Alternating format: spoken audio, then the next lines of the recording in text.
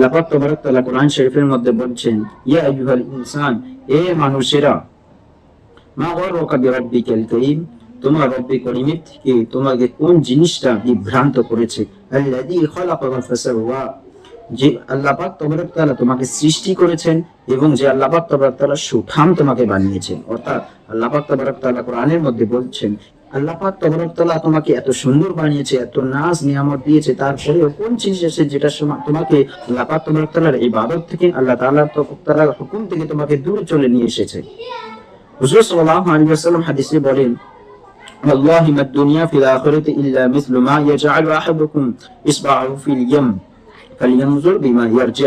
আল্লাহ পাক তাবারক তাআলার কথা হুজুর সাল্লাল্লাহু আলাইহি ওয়াসাল্লাম কি বয়ান করতেছেন, যে আল্লাহ হুজুর সাল্লাল্লাহু আলাইহি ওয়াসাল্লাম বলেছেন, আল্লাহি মাদ দুনিয়া, আল্লাহ তাআলার কসম, যে দুনিয়ার কোনো আখিরাতে কোনো কিয়ামত, কোনো কদর নেই, দুনিয়ার কোনো জিনিস কাল কিয়ামতে কোনো দাম নেই, ইল্লা মিসলু মা ইয়াজআলু আহাদুকুম, কিন্তু এতটাই যতটা তোমাদের মধ্যে থেকে কোনো ব্যক্তি নিজের আঙ্গুলকে সমুদ্রের মতো ডুবায় এবং বের করে দেখে, ফালিয়ানজুর বিমা ইয়ারজি', এবং বের করে দেখে যে তার হাতের আঙ্গুলে কতটা পানি আসছে।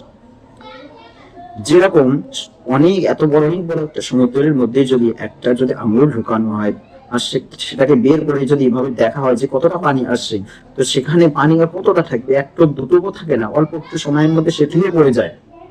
তো বোঝা গেল যে দুনিয়ার মূল্য কাল কিয়ামতে এইটুকু, অর্থাৎ দুনিয়ার কোনো মূল্য নেই, কোনো মূল্য নেই। আল্লাহ পাক তাবারক তাআলার কাছে দুনিয়ার কোনো মূল্য নেই।